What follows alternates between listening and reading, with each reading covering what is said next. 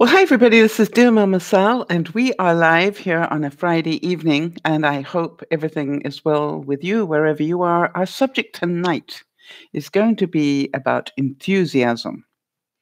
Now, it's a big subject to talk about, but what we're just going to do is put ourselves in different situations and see, are there times when enthusiasm is very appropriate, and are there times when it's not? That's the question that I want you to have with you tonight. You see, we all think that it's a really good idea to be really enthusiastic, and sometimes it's not even appropriate. And that's what I want to discuss with you. So, welcome. If you are watching for the first time, here's what we do. We are trying to talk around different subjects like this. And what we do is we come up with some quotes that are relevant and then discuss whatever comes to our mind when we are talking about those quotes. So feel free either to participate or just to listen in and just hear what happens in the chat. So we have, by the way, for those of you who missed lunchtime today, we had a really awesome discussion about graphology. Graphology is the study of handwriting. And for those who were there, I think they will say to you that, well, let's see what they have to say to you and to see whether it made a difference. It really was quite interesting to do because I took various well-known people in the world, both past and present, and showed you how their handwriting and their signature actually reflects their character. And I think that it was amazing that we had some really big wow moments because, you know, without the audience knowing whose writing this was, I was amazed how spot on they were. And by the way, Jody was right. Jody's saying it was utterly fascinating. Well, Jody, you did incredibly well. And I'm glad that you enjoyed the way in which I did it. Like all things, I sort of look at it and I go, okay, this could be really a dry subject. Hi, Nana, it could be a dry subject, or it could be, a really interesting one. And I'm glad that you found it interesting. That means I did it in a way that wasn't too boring.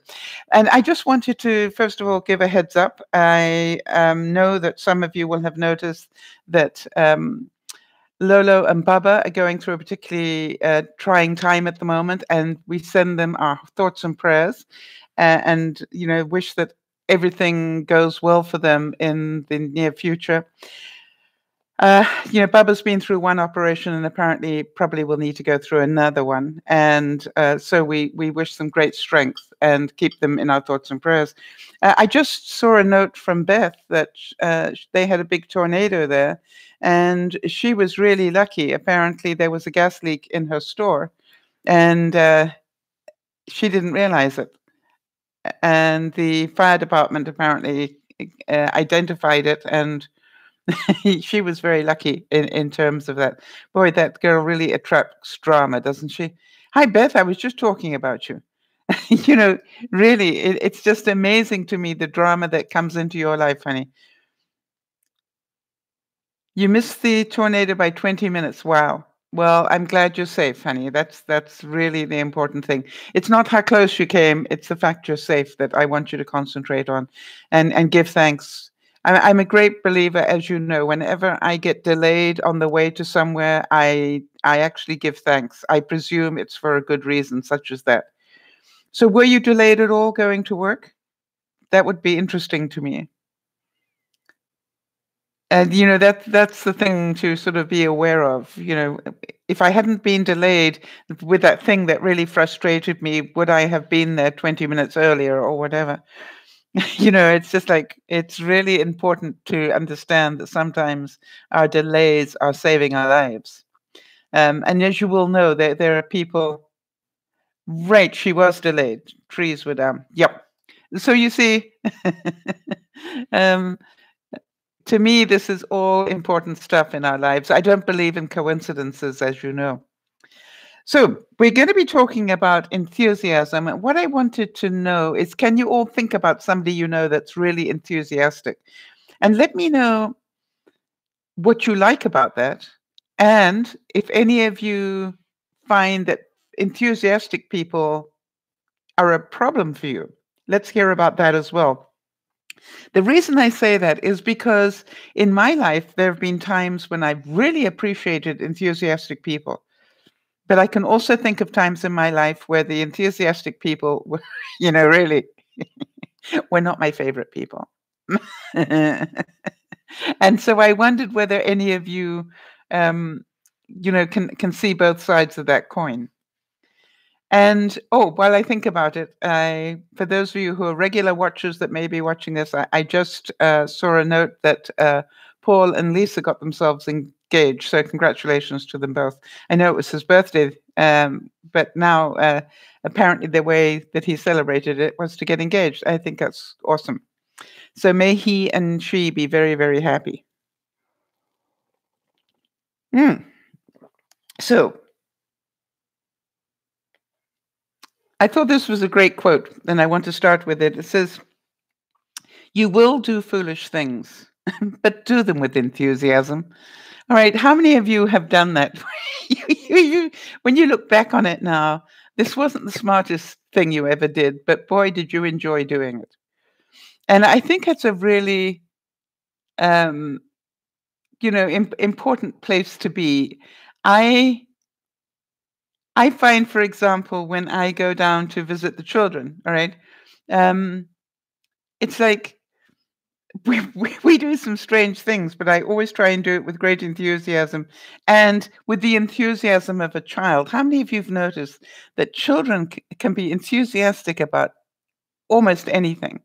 If you can set them up right, they can be so enthusiastic about things, and yet at a drop of a hat, they can totally turn off doing something, which is part of the fascination of children. Their attention span is as long as they choose it to be, and for some it's not very long. I'm always amazed, as you know, when I go down, that for some reason Juliana and I can sit for hours together and without much rah rah rah going on. We just seem to feed off each other really well, quietly.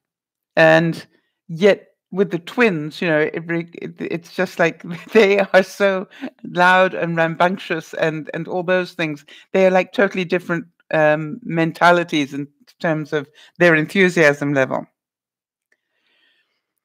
All right, how about this one? Live your truth, express your love, share your enthusiasm, take action towards your dreams, walk your talk, dance and sing to your music, embrace your blessings, make today worth remembering.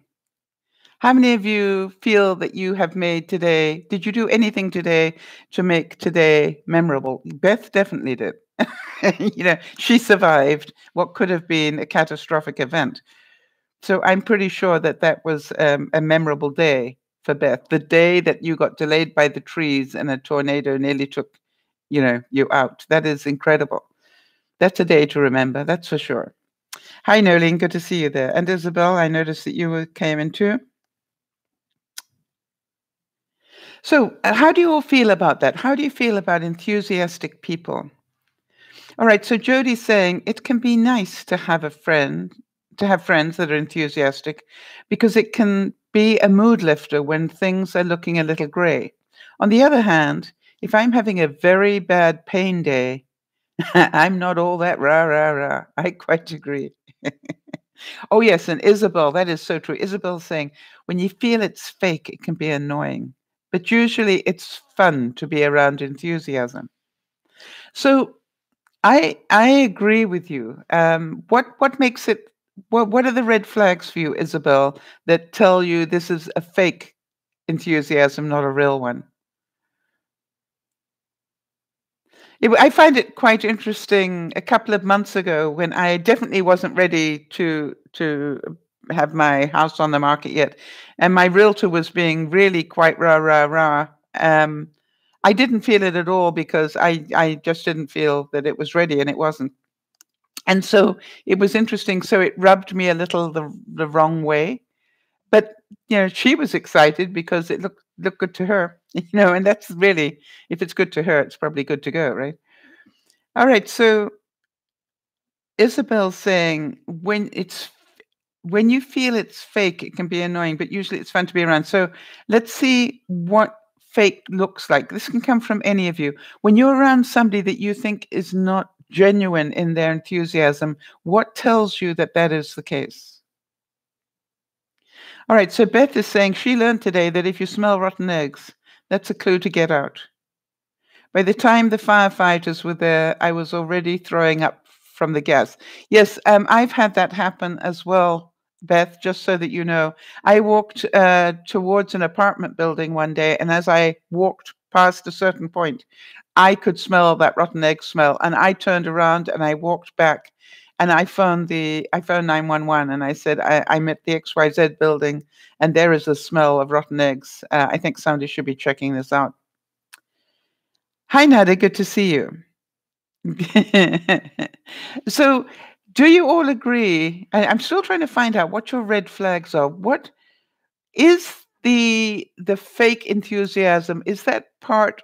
Does that come partly from us that we read it that way, or is it that it just comes from the other person? I really would like you to give some thought to that. Is it that when we're not in a good mood, as Jody was saying, when she's in pain, she she doesn't necessarily want to feel too rah rah rah. Oh, there we go. Isabel's saying when the body language says otherwise. So watch this very carefully, Isabel. So somebody goes, "Yeah, I really like that dress. It looks so good on you." Which do you believe, right? Do you believe the words or the body language? And oh yeah, the fakeness can be a patronizing or patronizing, depending which country you're in, tone. I think. Jody. I don't think you think. But again, it is our perception of that, right? And I've noticed if I'm not in a good mood, my judgment of that is very different. Maybe it's just me. But there are times when I don't want you to be enthusiastic, right? It's like I'm having a pity party. I don't want you to tell me to be enthusiastic right now. So again, I just wonder whether it's just me or whether any of you relate to that. Yeah, Jody, when you're in pain, let me ask you something, Jody, because I think we all know people that suffer from pain. When you're in pain, what is it that you want to hear? That would help a lot of people. We were shocked at lunchtime to hear that Kimmy, for example, who we know has been suffering from allergies for the longest time. I can't think how many years she's been talking about that. We found out today she's never been tested for her allergies. Yeah, Jody's going. And by the way, I can almost hear her saying this, right? Jody's saying, hi, Nyasha. Jody's saying, if I hear somebody say, just do X, Y, and Z and you'll cure your fibro. Yeah, I bet you Lolo feels the same way as well. Yeah, so I would say that there are certain things that take a little bit more understanding, right? Would understanding be a better way to go, Jody, do you think? So is it the way that it's worded? Is it better that people say to you, hey, I read an article yesterday and it said X, Y, and Z. Have you tried that? What is the right way for people to approach that for you?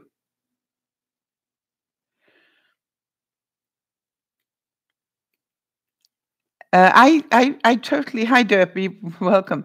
I find that really interesting that you mention that because I think in a lot of cases, people mean well. Their intent is good.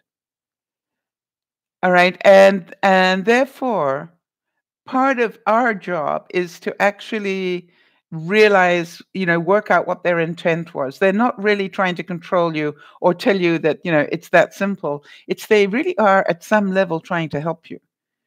And so if we can see that and understand it, it's like, yeah, I know you're trying to help me here. And I love you for that. The intent is so good. Thank you. And then inside, you can say whatever it is you want to say about it.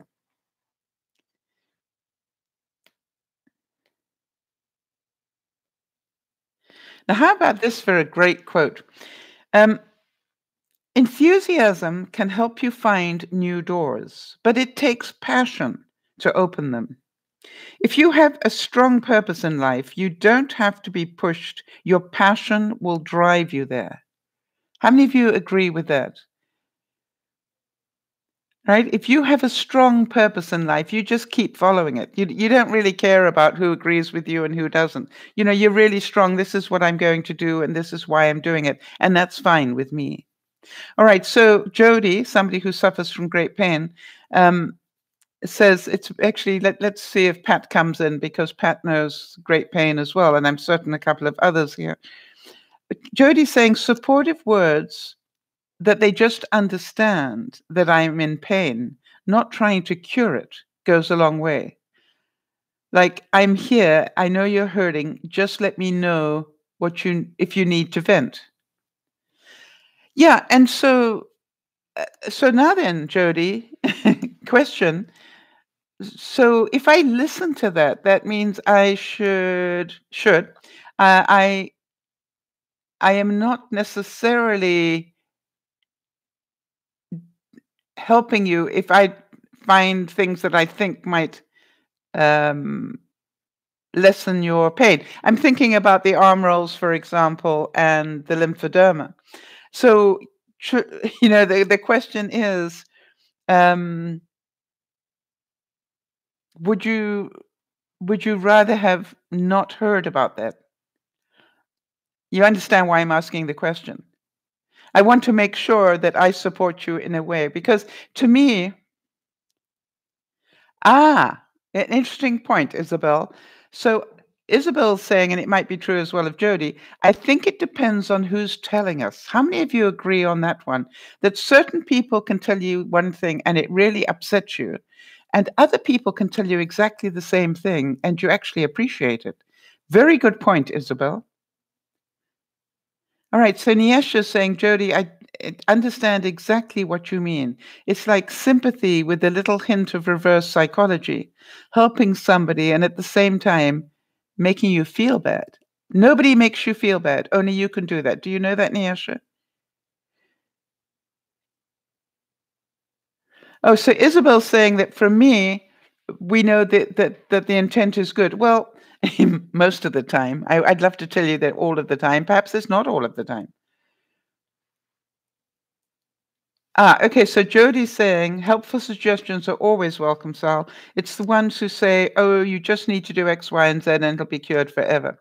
Yeah, to me, and that's why I wanted to just check it out, Jody, because, your initial comment said, and I quote, supportive words of just that they understand that you're in pain and not trying to cure it goes a long way. So, there was part of me that goes, oh, I fall into the trying to cure it trap. Because I'm always looking for, what can I do?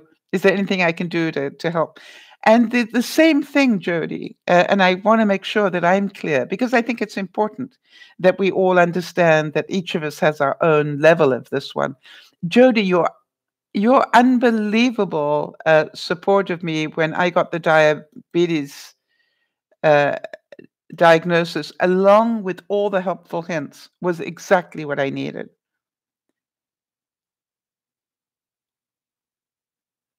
Okay, so Jody's saying, no, you are very supportive and have helped a great deal. Okay, so you understand, seek first to understand. Can you understand? Now let me see what Beth had to say here. Beth said, my enthusiasm makes me strong, but sometimes it makes me a bit of a pushover because with work, I'm asked to do everything. Yes, and you don't set the boundary, Beth. So that is understand. And Beth saying, with my eating disorder, people just would say to eat and you'll be fine. They didn't understand the depth of your problem. Yeah, you know something, Beth, that is why I kept saying to you that, when you get mentally healthy, this will change, right? And I want to say something, Beth. I don't think I have worked with anybody that got mentally healthy to that degree so quickly.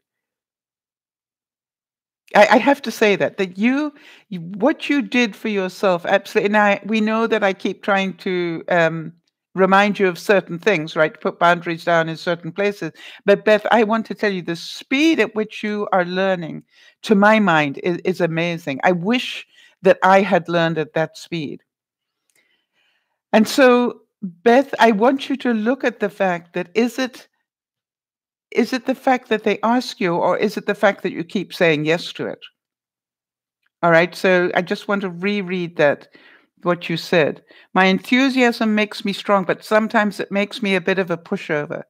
I think your need to please people is what makes you a pushover, right? Not what they're doing, but your need to do that. And so because they know you're such a willing person, right, they ask you to do everything. I would start getting a bit of a sense of humor and say, I'm really sorry. I know you think I'm Superwoman, but the cape, I left it at home today. And by the way, Beth, I really do. How's your arm, honey? Wow. Beth is saying that when we all met up, she said, I think I was at rock bottom. The only way was up or dead. Yes. And I thank you for finding us, Beth. I've got to say that because the world is a better place with you in it. Yes, Niesha is saying, I often hear you say that people cannot make us feel bad. I know it comes from that we're responsible for actions, but how can that be possible? For instance, I'm feeling bad. What's happening? All right, so Nyasha, I don't want you to think this is easy to do. All right? But people can call me the most terrible names and the most say the most terrible things about me, because I'm on YouTube. I just refuse to take it in. All right. I just don't let their bad vibes get to me. All right. So it is up to me. What they have to say is their business. It's up to me what I let in to hurt me. Sometimes I read what they have to say and I'm going, wow, that is a really disturbed person if they think that is true. For example, and I bring this up quite a bit, there is, I don't know if you've all noticed, but on my vlogs, there is one person, and I'm pretty certain it's the same one person, who always gives it a thumbs down. Oh, yes, Niesha, I agree with you. It is hard to do. And that's why if you notice what I say to you, Niesha, is hang in there and keep learning. It will come. All right, so Jody is saying, Sal, you approached it like, I wonder if XYZ will help you, not just do this, blah, blah, blah, and you'll be brand new. The caring was so apparent. Yes, I'm glad that it was, Jody, because that was the truth for me. Going, I wish you could have seen me, Jody, because there's that part of me that goes, I wonder what it takes to get the blood circulating in a way that would relieve Jody's lymphoderma a little bit. And it was really funny because I kept going, what makes the blood circulate? And I'm thinking exercise. And then I'm thinking, well, that doesn't work. Poor Jody can't exercise. And I'm going, really? And then the key to it was, if you remember, it all lined up beautifully, Jody, because it was then that I needed to do more exercise. And you said, what can I do? I can't exercise with you. What can I do? And I'm going, oh, yeah, okay, fine, got it. It's all lining up. Now, for those of you who, I'm thinking like Kimmy and who's mentioned this before, who can't get out, maybe that the weather is bad or whatever. I had promised yesterday to myself that I would take up, Jody challenged me to a 10-minute challenge. And for those of you who don't know what that is, that one of us will say, Okay. I've got something on my lip. You know that feeling. Um, uh, somebody will say, okay, I challenge you to a 10-minute challenge, which means do something physical, that you wouldn't normally do. And Jody, when she did hers, she wrote to me and said, okay, 10-minute challenge, I'm going to do leg lifts. She actually does these exercises with her legs. And I sat there all day and I'm going, I need to get out. Jody did the 10-minute challenge. I need to get out. I need to get out. And then eventually, this was the funniest thing. I went, okay, fine. It's stopped raining. The sky is clear. I have no reason not to do it. Let me go and exercise. And I wish you could have seen me, guys, because I got to the top of my stairs and I'm looking down. And what's at the bottom of my stairs? Amazon boxes, 3 of them. Now, I don't know about the rest of you, but now I had this crisis of commitment. Do I go out and exercise, which was my intention, or do I open up the Amazon boxes? Now, I want you to know that with what you know about me, what do you think my decision was? All right, let me read what Nyash is saying while you respond to that. All right, Nyash is saying, I'm not that way. I would never make someone feel bad, despite the fact I'm only responsible for my actions. So I wish everyone was like me, but I guess they aren't. Exactly, Nyasha. They are not. You are so sensitive, right? That's what she's saying. I'm so sensitive. I need to stop it. No, you may choose to stop it, Nyasha, and you're working on doing that. I think you need to realize how far you've come. All right. That would be my suggestion. I want to give you a big hug and say you're doing really well. You are understanding the idea of this, and it will become easier for you as you do more work on yourself. Yeah, and have you heard me talk about that person is in Disneyland, Nyasha? You'll hear me say that every now and then. It's when we want other people to change to be like us. They're not going to change. They're going to carry on being who they are. And they probably want you to change, but you're not going to change. You're going to carry on being who you are. And so, you see, what I say is when we want other people to change, we're in Disneyland, right? When we're not in reality, we're in Disneyland. The truth is they're going to keep doing what they do, and we need to make up our mind. Are we going to accept that or not? And if we're going to accept it, then we need to move on with our lives. Yes, Nyasha. Big hug. Nyasha is saying, I guess I'm still trying to change the world. I want to tell you something that brings genuine tears to my eyes, because if you can see that already, you have come so far. Yeah, ruler of the universe, Nyasha. Everybody needs to do things like you do. I'm certain there are people in this room that totally understand what you're saying. Now, if only, I used to say when I was on stage a lot, Nyasha, I'd stand up on stage and I'd go, there is only one thing that causes me stress in this world. And this audience, it doesn't matter how big it was, it could be thousands. You could hear a pin drop as they really wanted to know what was the one thing that really got me going. And I went, there's only one thing that causes me stress. People not doing things my way. And the audience would just the audience would just burst out laughing. But the truth is 99% of my stress was me trying to get people to change, either in my mind or in my reality. And the truth was they're not going to. Beth saying Sal is a gift. We are all gifts, true. Learning the gifts from others and accepting others' views will make us compassionate. Yes, absolutely, Beth. And,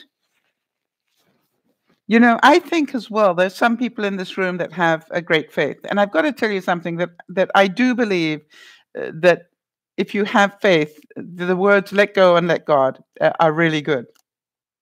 You don't think this is the right thing for that other person to be doing, but please trust that God knows what he or she is doing. Do you know what I'm saying? It's like there's a plan here that we don't understand yet. Maybe in 5 years' time, it will make sense. The other thing I say to people is do you want this person to be happy? All right. And maybe whatever they're doing is going to make them happy. And we don't know if this is their last 6 months on this earth. Now, God will know, but we don't know that. And so, is being happy an okay thing? Now, we also can see that people can be at risk. I can remember, for example, when I was like Beth, the super energizer bunny, superwoman, I had people say to me, Sal, you're working incredibly long hours. And I'm going, yes, but it's worth it because, I'm, making such a difference in the company. And I can remember somebody very quietly saying to me, yeah, but when you break down from mental exhaustion, will they still be there or will they just move on to the next person they can burn out? And I went, what? And they said, when they finish burning you out, and you're allowing that to happen, by the way, that's what they told me. Do you think that when you burn out, they are going to be there for you? Or do you think they'll just move on to the next person that they can burn out? I want to tell you, I didn't like that thinking. I really wanted to believe that they would be there for me. And by the way, it happened. Yeah, it really did happen. I had a burnout happen, and basically they fired me, which is illegal, but the way that it was done was quite smart. But the truth was, I basically got fired for being burnt out. So, you look at it and you go, hmm, was it worth it? No, I literally, it took me 2 years to recover, Beth. And so if you hear me put up the red flag every now and then, you understand from whence it comes. I've been there, done that, burnt out, and it wasn't pleasant. And so, yes, there's that part of me that wants to protect you, but there's also this part of me that goes, this is a lesson that you will learn your way. And so just keep doing what you're doing, Beth. You're doing a great job. Niasha is saying, Mama Sal, I do see a lot of things. I just don't know how to handle them. This entire ordeal has opened my eyes and to not reveal my ill health to others anymore because despite it's visible. Okay, we're going to get more of that in a minute. Beth saying, I have no doubt that I'm replaceable. Oh, yes, Beth, I'm afraid that, we we are. And, this is the whole thing. So I'm not saying to make major changes, but I would just go whenever they're pushing you too far. And you know that feeling, right, Beth? You know what I've learned to do, Beth? It's the greatest thing to be aware of. When I start feeling resentful, do you know that feeling? Where, most of the things that people ask me to do, I go, okay, fine, let me do that, da, da, da, da. And then I'll get to that point and I'm going, I'm not quite sure if I'm being used here rather than anything else. As soon as I start to get that sort of a feeling, I put down boundaries because I now know that when I get that feeling, it is the truth. Before I used to just wonder whether it was truth. Now I say to myself, if you feel like that, it's because it's happening. I wonder if that makes sense to anybody. Oh, absolutely, Beth, 100%. Beth saying, but I know my coworkers under me and my customers would notice when I'm gone. Yes, I'm sure they would. But, they get used to the new person too. We are not nearly as important in people's lives as we like to think we are. And that's not a negative. That's just our stuff. I am certain that any job I've ever left, there have been clients and people that have really missed me. I'm certain that some said, I'm glad she's gone. Because the truth is, that is the truth.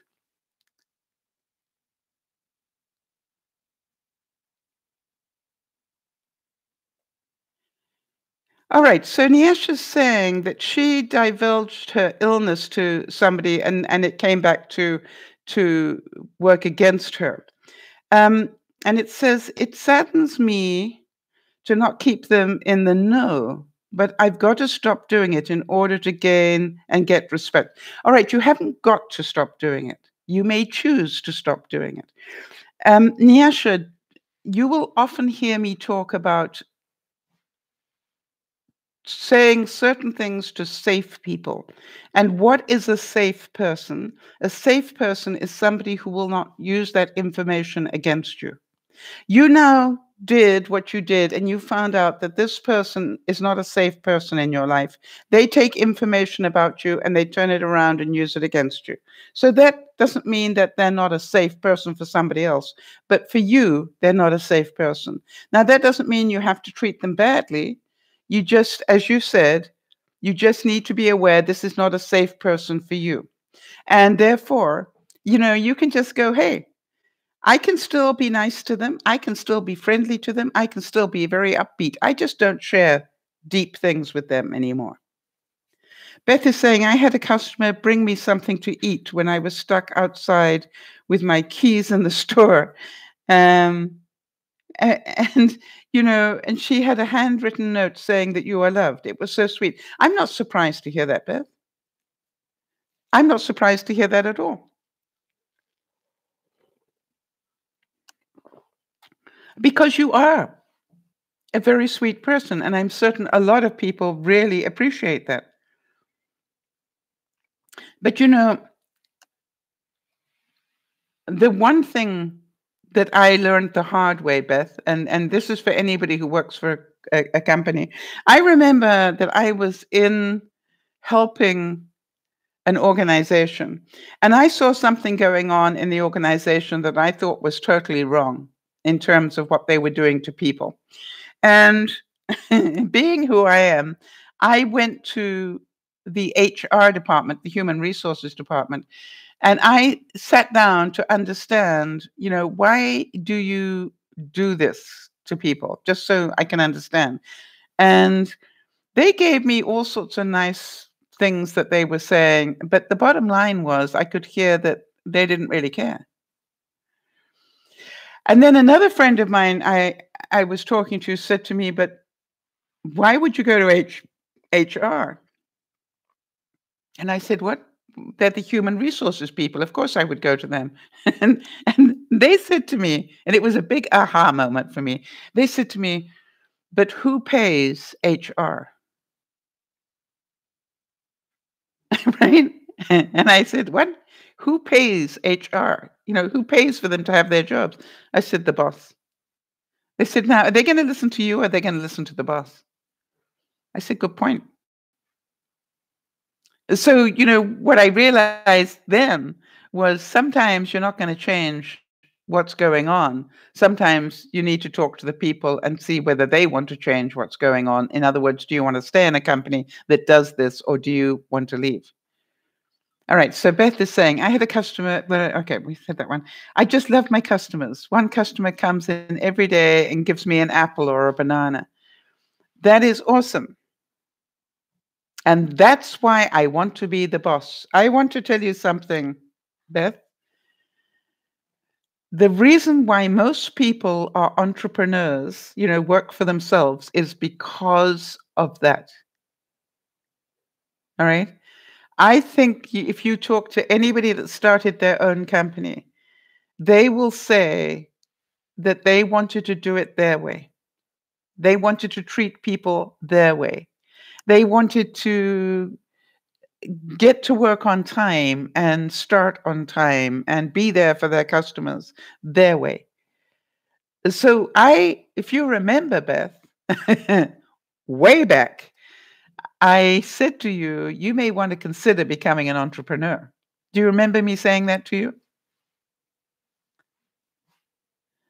Because what I see with you is you have very high standards. You have, very high work ethic. You have very high this, that, and the other.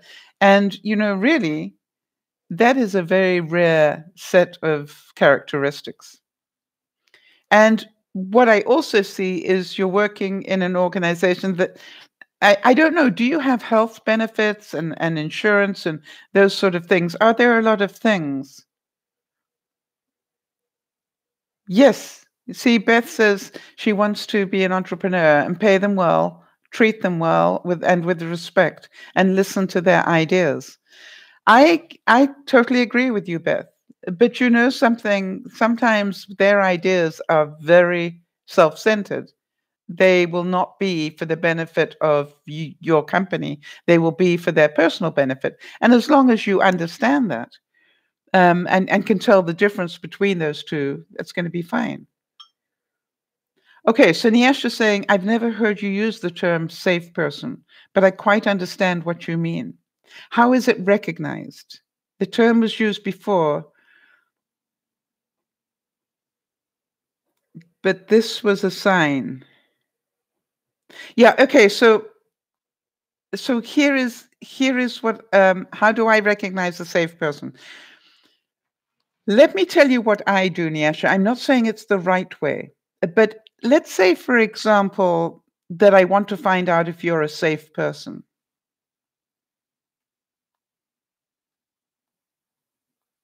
Ah, okay. Right. So what I might do is share something with you that not a lot of people know, but I will see whether that comes back in some negative way later. And if that, it looks fine, then I might share something else with you and see if that comes back in a negative way. Do you understand? I don't think, and maybe other people in the room here can tell you how they determine who is a safe person to tell things to. I really want to tell you that I know from 20 years of experience that Yvonne is a very safe person. If I am angry, if I am irrational, if I want to vent, if I am being selfish or whatever, I can vent to Yvonne and she will not use that information against me at all. Right. So Beth is saying a safe person is a neutral person. They will see angles without being prejudiced. If they will give you options rather than tell you what to do. All right. They will hear that you're frustrated and they will give you options to help you with your frustration. I want to say, and I think this would be true, Jody, when you want to vent, which you don't do very often, I think I do it to you more than you do it to me. But when you want to vent, I don't really care too much about the vent. All right, because I know the vent is just getting the emotion out. It's not really the key factor. What I'm looking for is what is beneath the emotion? What is the bottom line here? Does somebody feel hurt? Do they feel attacked? Do they feel betrayed? I think, Niasha, what I hear in your circumstances is people have betrayed you a lot in your life. People that you thought you could trust ended up not being trustworthy. And that feels like betrayal to anybody. And people that you thought, should be there for you were not there for you in the way that you would have liked. And so, understandably, that made you pretty angry. Beth saying, I vent to my husband. He knows to just listen and not try and solve it for you. Support is what I need. Yes, I think the most important words you can say to somebody who's venting is, what support can I give you right now? What support would you like right now? Hi, Roseanne. Good to see you, honey. Roseanne, I've just got to tell you something. In case you think you never had an impact on my enthusiasm or on my life, I keep looking over there, Roseanne, because that's where I used to keep the tray with the Baileys on it. And when I don't know if you've noticed, but whenever I see your name, I look over there. Have you noticed that? I go, hi, Roseanne. And I will always look to where that bottle of Bailey's was. And so I want to thank you, Roseanne, for making me chuckle, because it is so funny. And for those of you who don't know, in the early days of broadcasting, Roseanne would wait for me to finish the regular broadcast. And then she'd say, isn't it time for a Bailey's milkshake? And I'd go, yeah, probably is, and then the conversation would go in a totally different direction. And so, Roseanne, I have very fond memories of that, and I thank you for it. Right. So Jody is saying, yes, you've always found out what the underlying reason was, and offered options for helping me with that frustration. I appreciate that so much. Why don't I do that anymore, Roseanne? I don't do it anymore because the bottles are packed, honey. The bottles are all packed away. This house is getting ready to be shown and sold. So, it's just like, no, and I don't want my silver out, and I don't want, it's amazing what you need to put away. Roseanne's going, unpack them. I can, Roseanne, I can almost hear words in between there.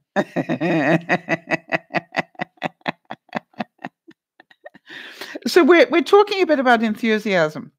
So I want to tell you something that I think is really important with your friends and people that you care about, that you do let them vent, and that you don't listen to really what they're angry about, but try to work out what created that, what triggered them to feel that way.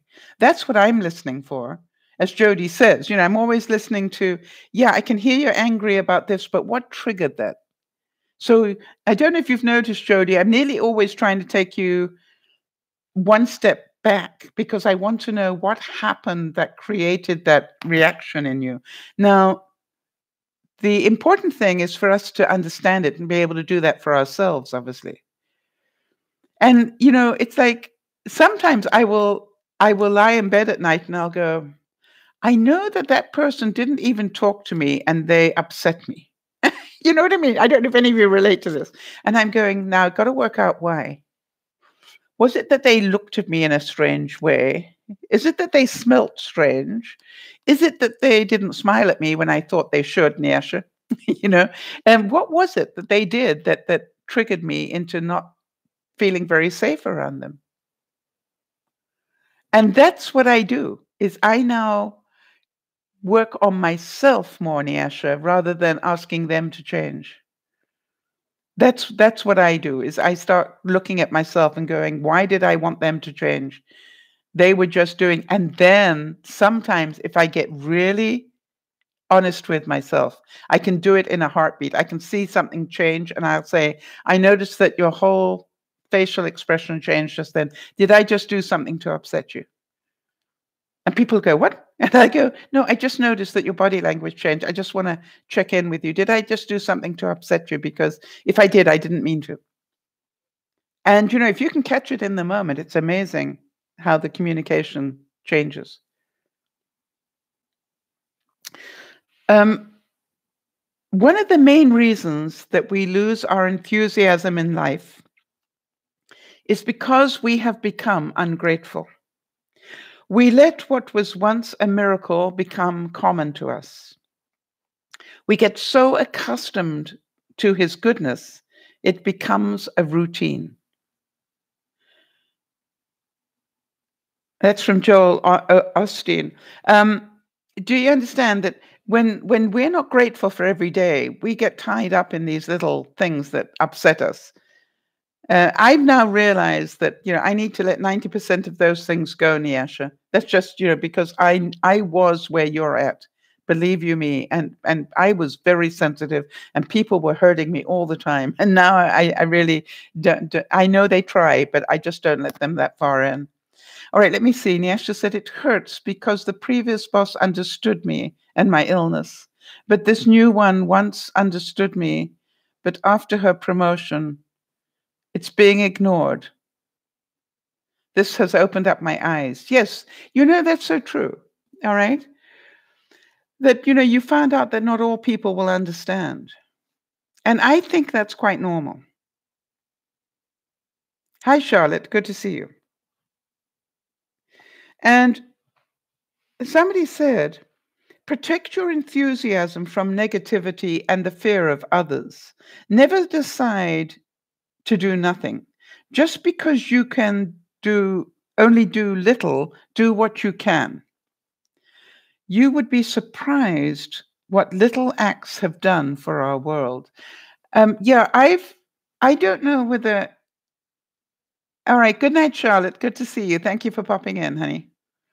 By the way, Charlotte, I don't know how much of the broadcast from lunchtime you saw, but there was some really interesting writing going on in there.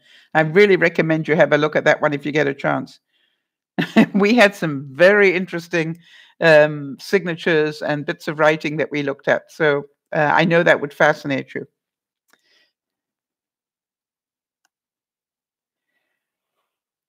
Now,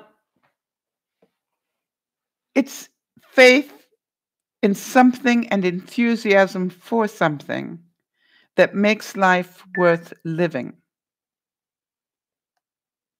Would you agree with that, people? That it's having faith in something or in being enthusiastic about something that makes you want to get up every day. All right, Nyasha's saying, sorry for bringing up the same topic over and over, but I don't know, as I'm back to how I was. It's not that she didn't understand.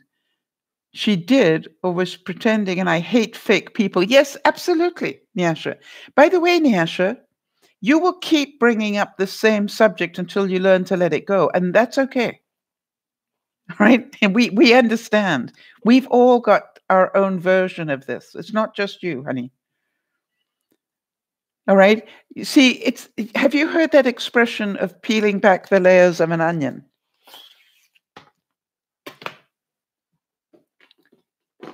I don't know if you've heard that expression or not. But what will happen, Nyasha, and we're all doing it, all right? We've all got an onion in our life, all right? And what happens is we break through one layer of the onion. And how many of you know that it's that very first layer of the onion that makes you cry? You know, that very fine little like film stuff. That's the stuff that makes you cry. So I really recommend if you're cutting an onion, cut through 2 layers and take 2 layers off, not 1. You won't cry anymore. Did you all know that? Quick tip for the day. But when you peel back those 2 layers of the onion, Nyasha, and we're all doing it, you think, okay, that's good. Now I found my onion. I'm doing well now.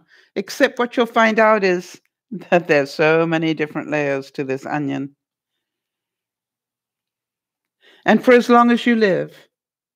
You didn't know that, Jody? Okay. All right. Quick lesson in peeling onions. Wait. Somewhere here I've got a eraser. You all know that this was part of my kit that I bought. Hang on 1 second. Good news is, what did I do with it? All right, we'll go to the old eraser until I find it. All right, so let me try and... Okay. If you cut an onion in half, can you imagine you've cut an onion this way?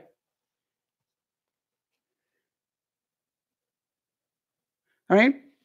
Now, the interesting thing is, I can't remember how I discovered this, but I did discover it, and some of you will have seen it, that between the first 2 layers, there is like a film. And some of you probably even, it's a little bit sort of stringy and weird. Do you all know what I'm talking about? So that is the bit that's going to make you cry. So when I cut an onion, okay, if I'm cutting into this onion, I will always cut to below the second layer. I will literally take an onion.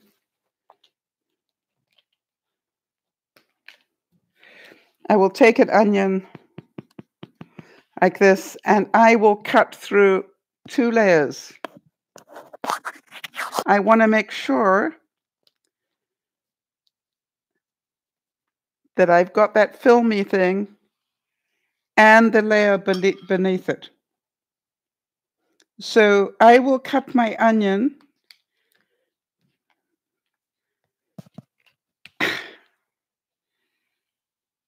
All right.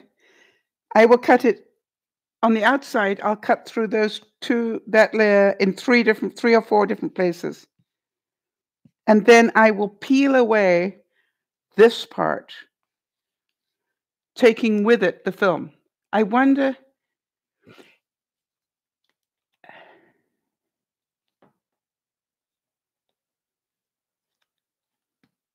All right, so do you all understand? If you cut through 2 layers and peel away 2 layers, now some of you are saying that's a bit wasteful. No, it isn't, because you don't cry. To me, it's worth throwing away that 1 layer just so I don't cry. I don't need to wash my hands a lot with the onions or anything else. All the trouble is in that little filmy layer. And I don't want you to believe me. I literally, when I used to donate my time a lot, and we would go and do barbecues and things, and there was always the job of cutting up the onions for barbecues. And I used to go, I'll do that. And people are looking at me like, who wants to cut up onions and cry? I said, I don't cry when I cut up onions. Jody, are you going Mrs. MacGyver again, right? Stealth. I don't know how I worked it out, Jody. Well, Nyesha, I want to tell you something that I am so glad that the visual helps you. We were saying at lunchtime today, I was trying to work out, excuse me, how can I teach people sort of fairly quickly the essence of what graphology is about. Graphology being the study of people's handwriting. And I just really spent, a day coming up with, well, what if I came up with people that they actually know or recognize, but I don't tell them it's their writing? And see if I can teach them to identify certain things in the writing and then let them know, well, this was so-and-so, and that's why you identified it. So I just actually still have this stuff here. So I want to tell you something that, for example, look at the difference in this writing. I think you probably all recognize this writing. And how about this writing? Now, do you understand that if you understand graphology, each one of these types of writing tells you a lot about the person. How did I learn it? I studied it. Not too deeply, just enough so that I knew what to look for. And what I was saying, that I noticed that in the days when I used to sign my name Sally, which is my full name. Oh, culprit. That was Isabel. Yes, the culprit, the person responsible for the crime. So the bit of the onion that makes you cry is that filmy stuff. Right. And Beth, that's how we got into this discussion. Hey, Beth, right? Peeling away the first layer of the onion is like peeling away the drama to get to the core of who you are. But then you find out that again is another layer. And, I don't know about you or Jody or anybody else in this room, but my life is constantly peeling back the next layer. I believe that I will spend the rest of my life, peeling back layers, because I'm always looking now. I replay things in the theater of my mind. I will come home from having been out somewhere and I'll go, I was doing fine until this happened. So why did that upset me? And I'll replay the situation and I go, yeah, I didn't like their voice tone at all. Yes, Beth is saying layers are forever. That doesn't mean it's negative. To me, I find it quite exciting now. I find it quite exciting. Beth, what I was saying about, I got really fed up with the drama in my life. And then I realized the only way I was going to change the drama was to change who I was. And I have to admit that I have changed myself quite dramatically. Yes, Beth. Beth is saying some layers will be bad, but the next layer will be great. That's how we grow. I think, quite honestly, Beth, they are all good. If we can just look at them and go, okay, I can see that now. It's not that it was bad necessarily. It was just my next piece of learning as I pull back the layer of the onion is, oh, look at that. Now, I don't know if any of you have noticed this, but I always talk to people about, I've got one friend of mine who says to me, Sal, ignorance was bliss. I was much happier before I took responsibility, And I go, yeah, I know what you mean. It was so much easier to blame them rather than work on ourselves. And I totally understand that. But that the interesting thing is that as we grow as humans, we take more and more responsibility. If those people over there are upsetting us, then, that's because we allow them to. It's, and we need to learn how to set boundaries. We need to learn, how not to let other people's view of us affect our day. And it's difficult to learn. And so I would encourage you to be enthusiastic about the fact, hey, I'm a lot better than I was a year ago. And so I'm going to keep learning. Nyasha, I was really interested in people's writing. Why do some people write like this? There's got to be a reason. And there was. And the question was, is this a really intelligent person or not? And those sort of things, because it all links in. Or, what about this person? Is this an adult or a child? Right? And the whole thing was, are these things important to me? Yes, they are. I find them fascinating, and therefore I study it. And by the way, Nyasha, I didn't go to some fancy college and study it. I just bought books on it. In those days, we didn't have the internet. Today, you can learn everything you need to learn just by being on the internet. So to me, it was magical. I am glad that it proved to be very eye-opening for the people that were there. And so if you missed it, I really recommend you watch that. Now, do you think that some people get excited? All right, let me just see what Erin has to say here. Hang on a second. Sorry, I didn't mean to join this stuff topic. But I went to today.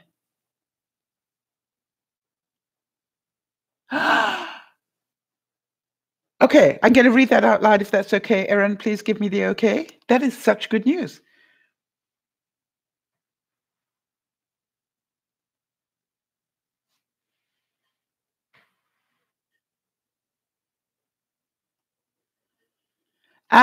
Okay, Nyasha. Hang on a second, Nyasha. I just want to deal with Erin first, then Beth, and then back to you. Okay? So just hang in there a second and just remind me if I forget. So, Erin, okay for me to read that out loud? I just want to make sure. As you know, I don't like to read those sort of things out loud unless you give me permission.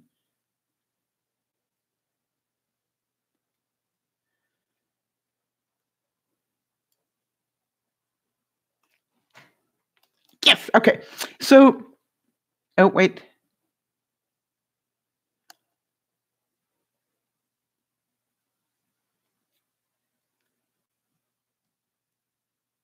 All right. So, I know it takes Erin a little time to get back to me. So, let me move on to Beth and I'll come back to Erin. Jody, please remind me if I forget. All right. So, Beth is saying today's layer was not good, but it turned out to be good because I could have been in the store when that tornado hit. Today turned out to be a blessing. Yes, the trees down in the road, were a blessing, although they probably frustrated you because they made you late. It's like, thank you, thank you, thank you, thank you. I am so glad those trees, caused me to wait because I would have been in that tornado otherwise. I cannot tell you how many times I've had something happen and I go, okay, I don't know what's going on, but for some reason you need me delayed. So I'm going to trust that and not worry about it. Erin, just give me a yes if it's okay for me to read that comment you just wrote about your results. I'm pretty sure that you're going to be rolling your eyes at me because you're probably saying, Sal, if I write it, I can say it. But, I just want to make sure. I really do try and make, especially when it's health related.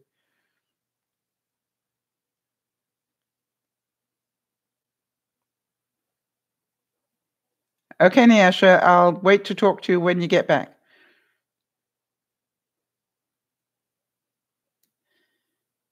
All right, so Beth, and that is, really, when you look at today, this is a really great day. And that's why I said it's a memorable day for you, because your life was saved, and that's really important. And plus, you could have been inside the store and stayed inside the store with a gas leak and being blown up. I mean, I'm so glad you weren't.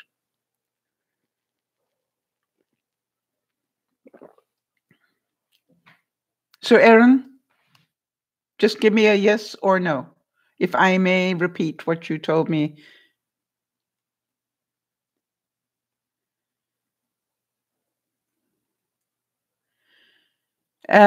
What Jody's saying, and that's an example of being considerate, the word of the day in Sal's vlog. Yes, I've today's word is enthusiasm, and you're probably wondering, why did I jump from C to E? That there are two vlogs that I have yet to put up that are about daring, the D for daring. I'm actually working my way through the alphabet at the moment. So that's why you get enthusiasm today before you get the daring, because I haven't edited that. It'll be edited over the weekend. Oh, it's fine to read it out loud. Okay, Erin. So here's what Erin said. This is such awesome news if you know what Erin's been through. She said, I'm sorry, I didn't mean to interrupt, but this is off topic. But I went to the liver doctor today, and my numbers from my liver enzymes, both of them, are about 10 to 15 points away from normal. I think that's amazing. So does that mean that soon you'll be able to come off the steroids?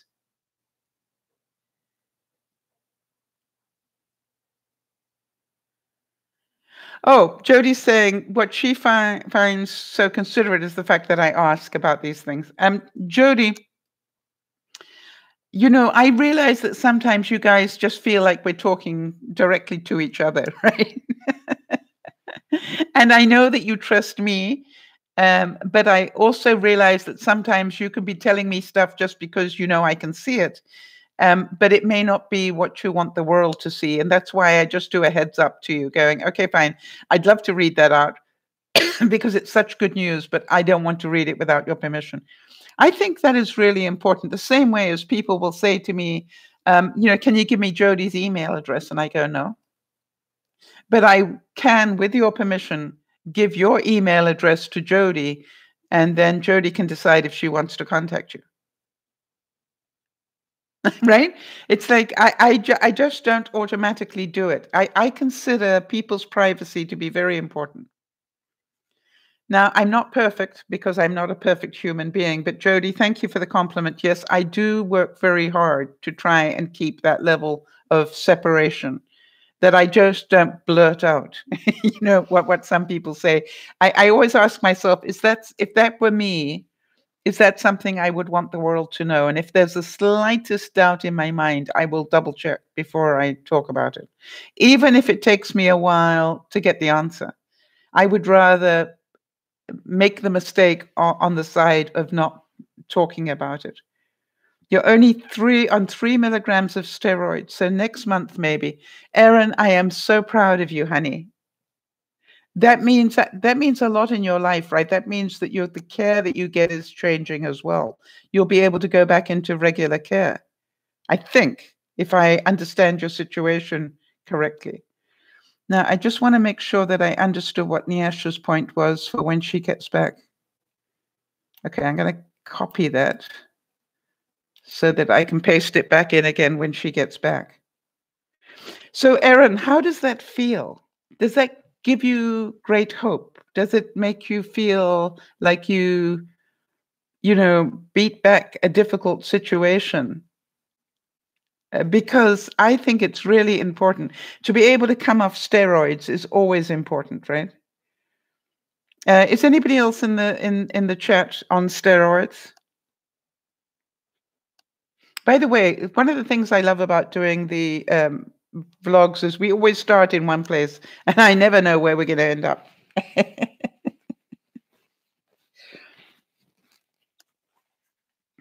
And just while I'm waiting for people to answer that, I just wanted to let you know that for Sunday dinner, because you guys always want to know what I'm cooking. I'm doing roast lamb for Wade. It was his birthday this week, and his favorite food is lamb, except Yvonne doesn't like lamb, and neither does Papa. And so what I will do is I will offer Yvonne and Papa a completely different meal, but Wade and I will have lamb. And I bought a complete roast of lamb so I can make it for him, and with all the trimmings. So, and be horrified at the price of lamb. I don't know about what that's like where you live, but I think a roast of lamb cost me $44. Can you believe this? But I'm going, he will so enjoy this, and he's going to get doggy bags. I'm going to do, take home bits, to take with him so he can freeze them and have lamb whenever he wants to. Jody, is that also considerate? I guess so, right? All right. So Erin is saying, after I have the surgery for the wound on her leg, I can go back into regular care, but I need to be completely off the steroids before I have the surgery. I knew that at some level, Erin, the steroids were holding you back at something. So thank you. I was correct in that, right? You need to come off the steroids before you can have the surgery. Once you've had the surgery, you can go back into regular care. I am so happy for you. So happy for you. Erin's saying it made me feel good, and it made me feel like something is finally going right. A lot of other things in my life are a mess, but at least this is working finally after over a year. You know something? I have a feeling that Jody probably feels that as well. That for Jody, am I correct in that? And if, please don't say yes if it's not true. But I get a real sense that you were in a path that was getting more and more negative. And suddenly you have started to take a slight turn in this. You can see improvement. And I wonder what that feels like for you. And while you're typing the answer to that, I'm just going to read this quote, and it says, "Let me wait a little while longer under your window in the quiet snow. Let me stand here and shiver. I'll be stronger if I can see your light before I go.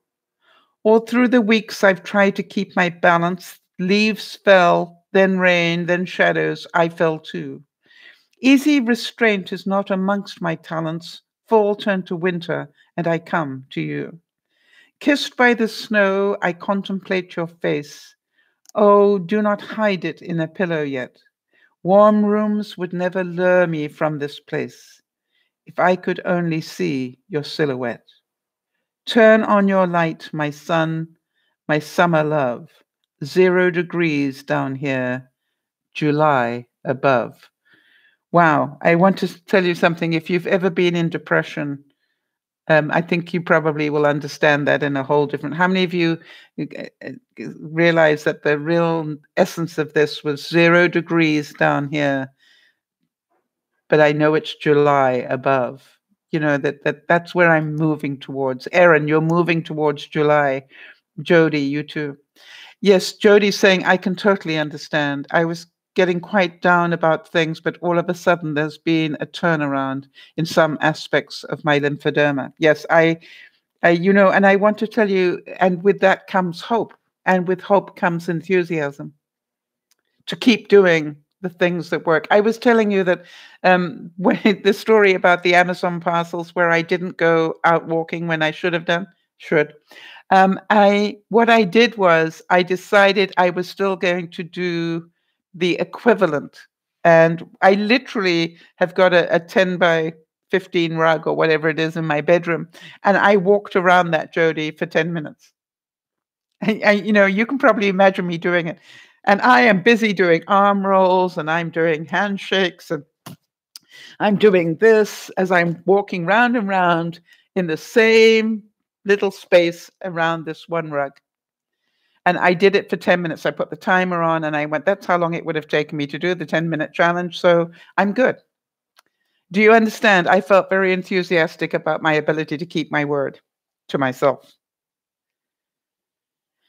All right. So Erin is saying, my dad said to me a couple of days ago when I found out some days you win days and some you lose. And today, baby, you won. But you spend your whole life fighting and winning. Yes, I believe, Erin, you are such a great example to so many of us, right? You suffer and struggle with so much in your life. And it's not easy for me to say, apparently. And, I sit in awe of you. I literally do. You are my rock. And when I am feeling down on myself and whatever, I always think about, what about Erin? Really? What's your problem? Think about Erin. And, I want to thank you for being who you are, Erin, because you really inspire me to do things. And, it's interesting that Jody and other people, we all have, our cross to bear, if you like. We all have things that are not easy for us. And I think when we can understand that we will never totally, I cannot understand Jody's lymphoderma because I haven't got it. But, I cannot understand the problems that Erin goes through because I'm not Erin. But, I can understand some of it.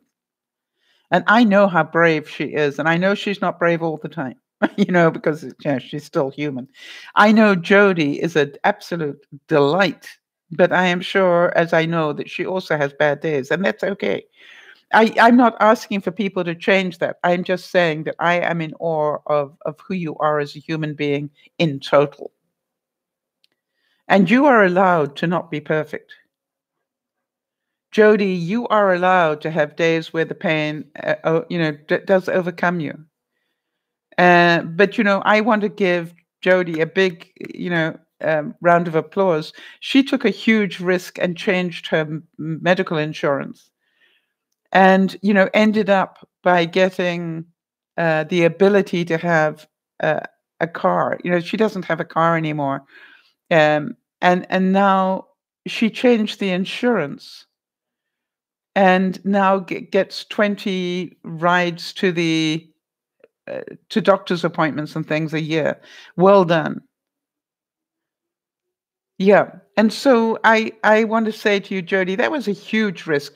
I kept thinking to myself, that must have been so scary for you when, your medical insurance is your lifeline in so many different ways. It is whether you get pain medicine or not. It is so many things.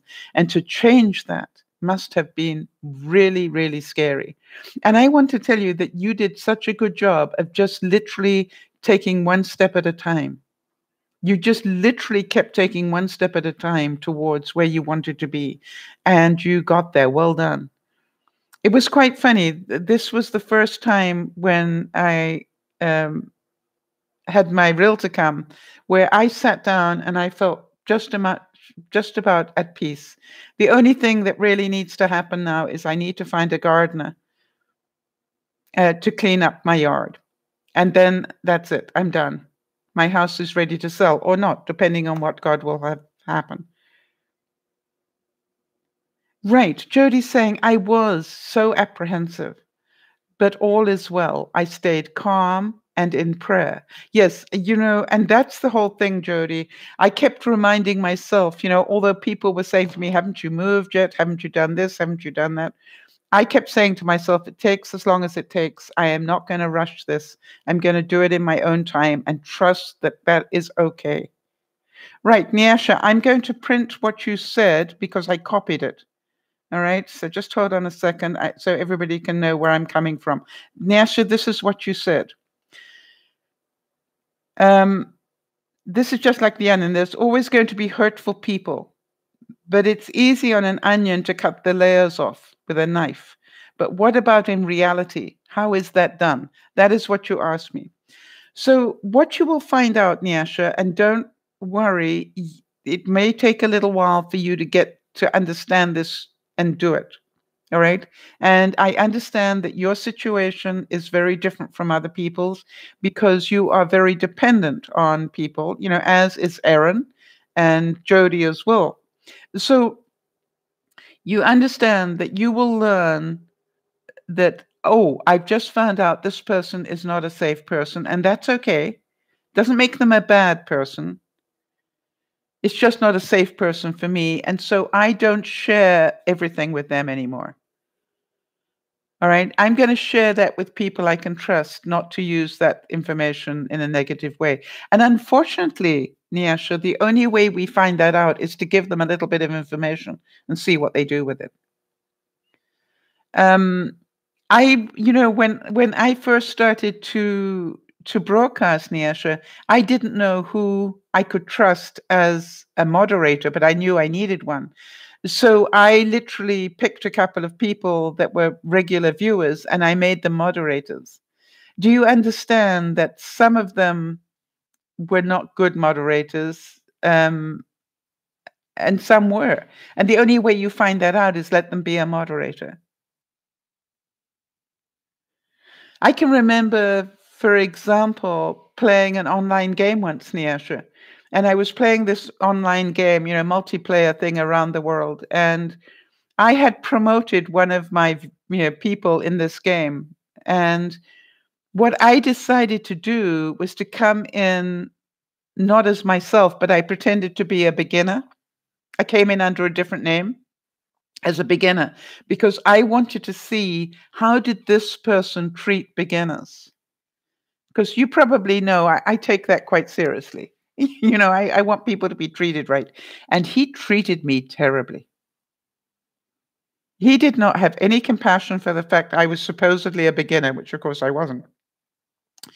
He, every question I asked, he made me feel bad for asking it, all sorts of things. And what I did is I came off that little experiment and I demoted him. And he wrote to me and he said, Sal, I think there's been a mistake. You demoted me by accident. And I said, no, it wasn't by accident. And he went, what? And I said, it wasn't by accident. I intentionally demoted you. Would you like to know why? And he said, yes. And I told him, I said, you remember that little thing on that trip you did yesterday in the game? There was that little new person called Frida or something. And he goes, oh, yeah, what a pain. I said, it was me. I don't need to tell you what he said in reply. I said, that's why I demoted you. You treated me like garbage. And nobody gets to be an officer in my court and treat people like that. Sorry. So, and he went and joined another group of people, and I was very happy. Nyasha, do you understand? I just told him I didn't like that behavior and I wasn't going to tolerate it. And he was quite angry with me, and that was fine. Stealth, Jody says, stealth.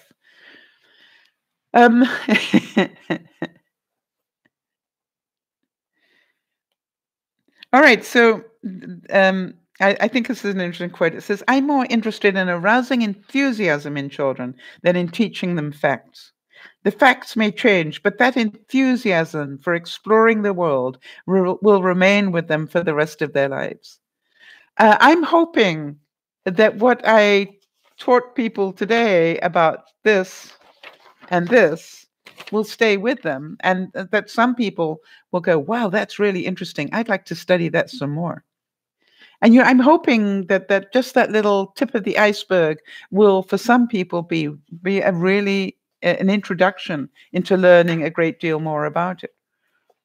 And I think that is the whole thing. The joy about being adult is we can get to choose what we study. All right, so Niesh is saying, I can only imagine he insulted you and made it sound like it was your fault. I know those people. Yes, I know you know those people, Niasha. And the other thing is, I really there's only one way to find out how people treat other people, and that is to be a fly on the wall.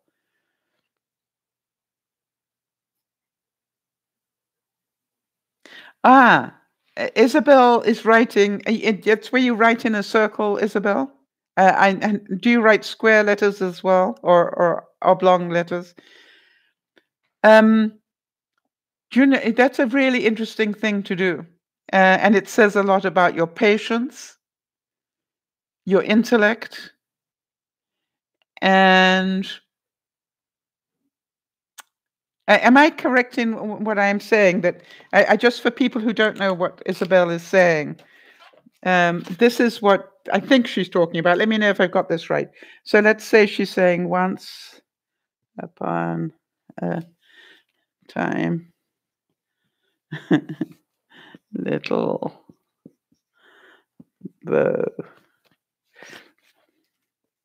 Am I got this right? So she writes in a circle, and then she keeps writing and writing and writing and writing and writing and writing, and then she starts another page. Did I get this right, Isabel? I used to have a friend that used to write in squares. No, okay. All right, so the other people, have you ever met anybody who does that? I have. I personally don't have the patience for that, but you understand, you need great patience to be able to do that. So Isabel, if you would like to send me a screenshot of what that is to my email, I will be able to look at that and see that better. That would be awesome. So, enthusiasm.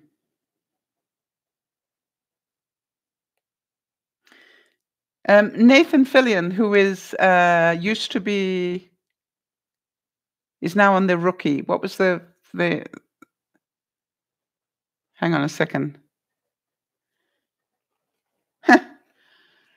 What was the program he was on before the Rookie?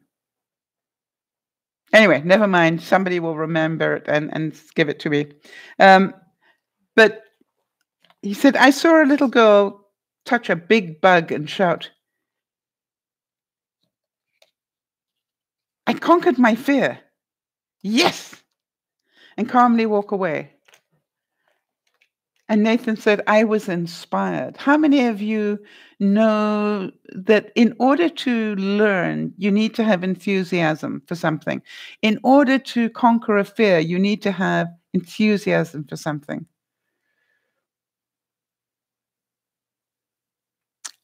Okay. So now Niesh is saying to me, I heard the term fly on the wall, but never knew what it meant. Now I'm getting it. Pretend to be somebody else just to see what the action is. Wow, I never knew this before. Yes, you see, Niasha, one of the things that you're catching up with is life. Castle, exactly, Jody. That was the name of the program. So he said he was inspired by a little girl who touched a bug, and she went, yes, I conquered my fear. How many of you can imagine that little kid doing that?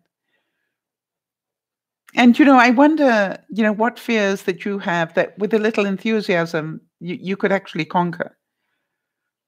Remember the video I did, the vlog that I did about my fear about starting my own car. It had been a while since I'd done it, and I had some level of fear, but, I really wanted to do it. That was my enthusiasm, was I really wanted to do it.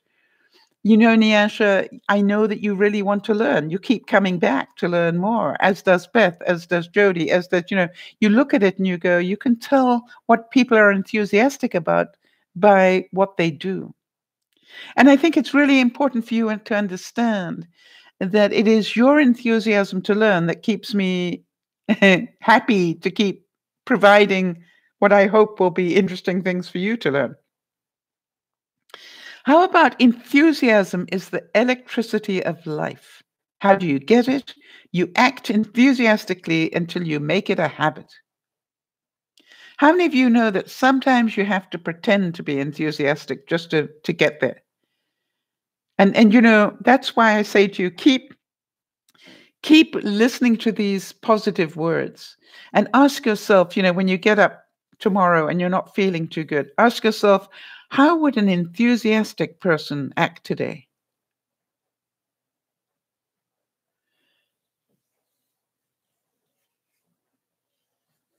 Ah, that's interesting. Erin is saying the stealth cam. That was funny what you did in that game. I remember, it reminded me of things that my dad has done to catch people and see who they really are. And he always says, I'm very stealthy like that. Yes. Yes, you see, your dad genuinely cared about um, how people treated you. All right. Enough that he made sure that they treated you right. It was very important to him. Very, very important. And you know, it speaks so much of his love of you, Aaron. And am I correct that he is actually your stepfather, right?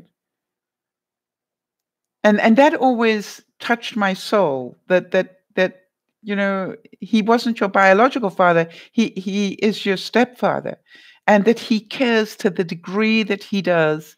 It always, you know, it touches my soul, and I'm so honored to have met him in my lifetime.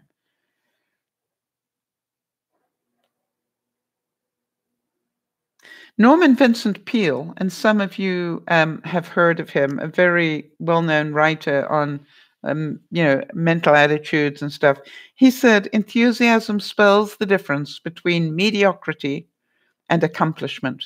In other words, between just being normal, that's mediocrity, and achieving stuff. The difference is your enthusiasm level. You see, most people go, yeah, I know I should do that, but I can't be bothered. Whereas people with enthusiasm go, I know I need to do that. Let me keep trying until I succeed. Do you understand the difference? One is I accept mediocrity. The other is I'm going to grow. Anisha, I really see you growing. Wow. Niasha's saying, Mama Sal, poor me. I was really clueless before this broadcast, and now my eyes, ears, and understanding are now opened to all these visual aspects and understanding of life. Well, no, you just a little bit of it, Nyasha. We've got a long way to go, honey. And by the way, Nyasha, you do understand I'm constantly learning as well. All right, don't think that I've got it all right, because I don't believe that I have. I'm constantly learning and growing, because unless I keep ahead of you a little bit, you know, how am I going to teach you?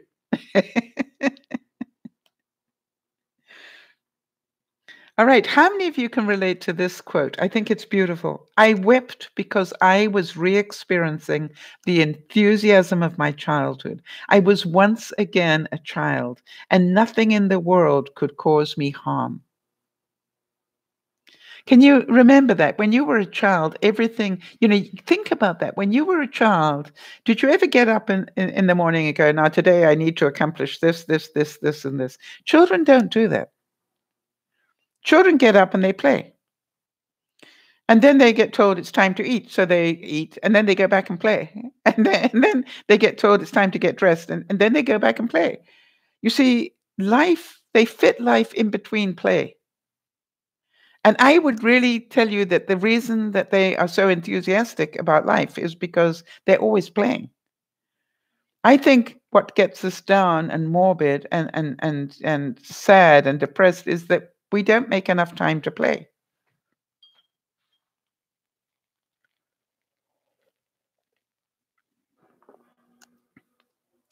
Nyasha, the fact that you can understand the fly on the wall example, I quite often do that for myself. You know, if I'm feeling a bit sorry for myself, excuse me. If I'm feeling a bit sorry for myself and you know, in blame or whatever, I actually become a fly on my own wall, and I go, if I look down on myself now, what am I seeing? And I will normally say, I'm seeing a victim. All I'm doing is complaining. And this is not going to change anything in my life. I need to get out of this complain mode, which is emotion, and get into doing something that's going to make my life better. Not wait for somebody else to do it. I need to make my life better right now. And I need to address this thing that's making me sad or angry. It's not going to go away unless I do something about it.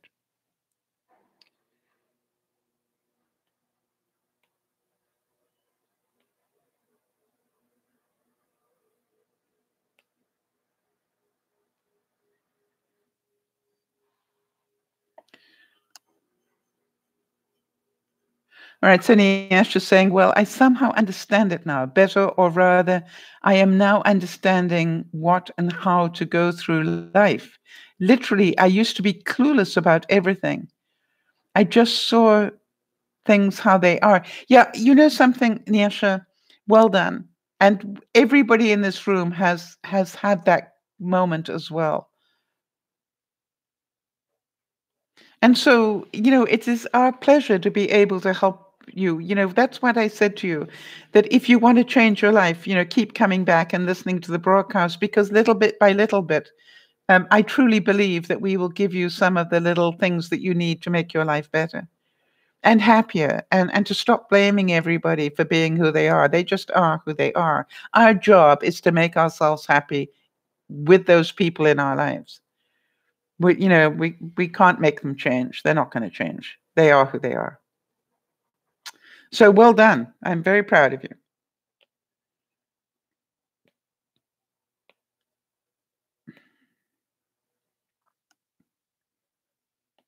So yes, okay, so Aaron's just confirming that. Yes, he is technically my stepfather. Yes, but I know no different. I was raised by him, and he was with my mom when she was pregnant, and he always said that I was his, and it didn't matter what my DNA was. Yes, everything that I have heard you tell me about him, and everything that I had the joy to see, because I got to meet Aaron's papa. I just felt nothing but love. He just adored you. And the fact that he allowed this insane group of people into his house, and cooked us a meal, for goodness sake, a wonderful meal. It's just like, how kind, what a kind person. And, I want to tell you, Erin, that it is one of my great memories of doing Dear Mama Sal is my visit to you. Yes, Aaron saying, not only did he care about the way that people treated me, but he has taught me how to make sure that people respect. Yes, respect is a very important word. Very important. I've always said the one word that links Yvonne and I close together is respect. I respect who she is as a human being. It was so funny in the middle of the discussion I was having with my realtors. They asked me a question like, how much did you pay for? Oh no, when was the roof redone? And I said, you've got to learn something. Whenever you've got a question like when was the roof done or how much did it cost, don't ask me. Because I don't know and I don't really care. But Yvonne will tell you exactly that it was done in November 2010 and it was finished in January 2015, whatever it is. Yvonne knows. She's got that sort of a mind. Do you know people like that? So I call her my brain. I'm very enthusiastic to have that person in my life because it allows me not to have to, try and. I said I really could go and check it out if you like, but you could just email Yvonne and she'll tell you exactly. It's just like much quicker. Yes, see, Nyasha's now got that picture in her mind. They are onions. I'm going to tell myself that now. That's why I cannot do anything about it, but to peel, take them off, take those layers off and move on. Well done, Nyasha. All right? And you don't have to be nasty to them or expect them to change. They just are now those people and you understand them better now. And Aaron is saying, he always said to me, you are the smartest person in any room to talk to. You are sitting now and shouldn't matter. But it will tomorrow's people. So you need to show them that they need to respect you. Yes.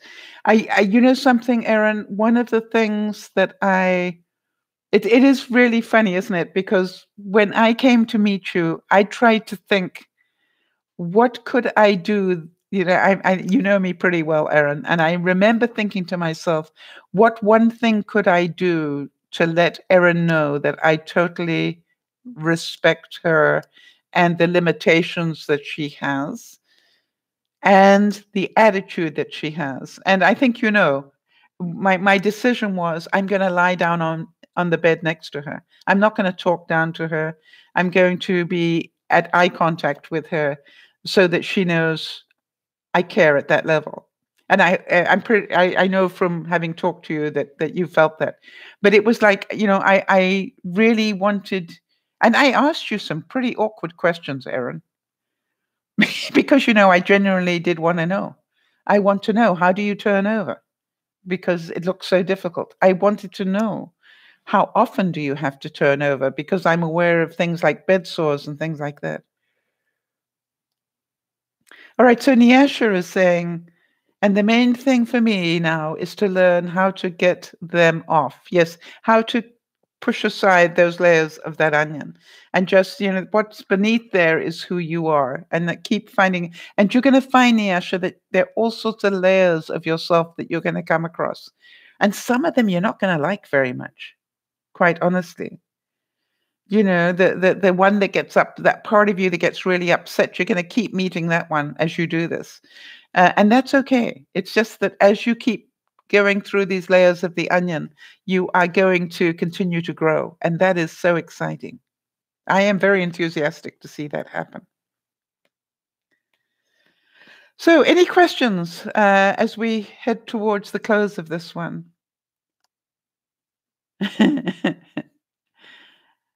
Do you understand that you control your enthusiasm and you don't have to be enthusiastic every day? Some days you're allowed a day off.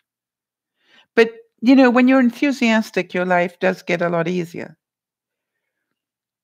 One of the things that, if you know me well, you know, I don't quit on things very easily. You know, I will have, you know, I've had some things on my to-do list for years. You know what I mean? I keep wanting to do this, but I haven't quite learned how to do it yet. But every year I just keep, you know, coming back to it and trying it a bit more. And then suddenly one day I will do it and it works. And I go, wow. How many of you remember I really wanted to learn how to paint, right? And I really wanted to know how to throw paint onto canvases. And it wasn't easy. Jody keeps reminding me, I started on little bits of paper that big. And I just, you know, I was showing people at lunchtime, you know, that I don't think you can see it in this light, but when I was talking to my realtor, they found this picture that I had painted, not that one. I don't know if you can see it. No, you can't see it. But anyway, I'm going to do a house tour and you will see it. But I've got this big eagle that I painted, you know, and it's a big, I can do this. I'm about to take a risk. Everybody okay with it? I can do this. I need to keep my headphones. I don't need to be plugged in. I don't need that. Okay, everybody still with me? I'm just going to show you what I was showing them at lunchtime. So here was the thing that I did, is I found this painting that I had painted some time ago. And my realtor said, why isn't that on show? Now, the light in here isn't very good, but she insisted that I put this piece of art on show. And what do you think? And if you get closer to it, you'll see it actually accidentally became an eagle. I don't know if people can see that, with this being its head, the head of the eagle, and then the two wingspans. And so it was really interesting to me that I had not seen that picture for probably 6 months, and it was hidden behind the couch. And my realtor's going, "Why isn't that picture out?" And I was saying, "Because I thought you wanted less in my house, not more." And she said, "Well, that thing needs to be in a gallery."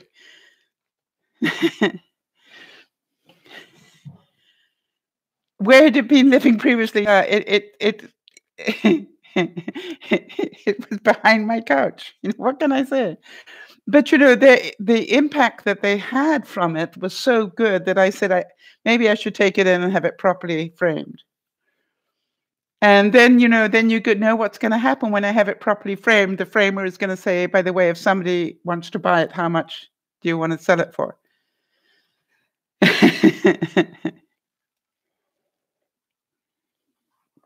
So, and then, decisions.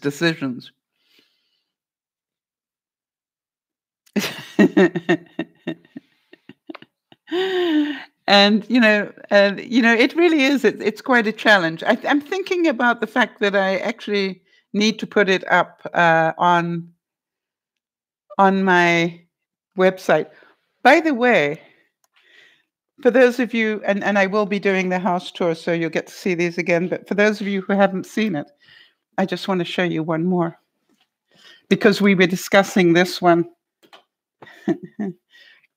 You see the picture behind me there? It's quite a big picture. Let me walk away from it just so you can see the size of it. All right, so you can probably see that it is quite a large picture.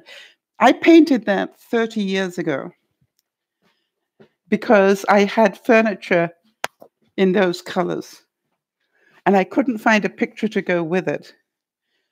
So I picked up a kitchen spatula. That's what I did it with.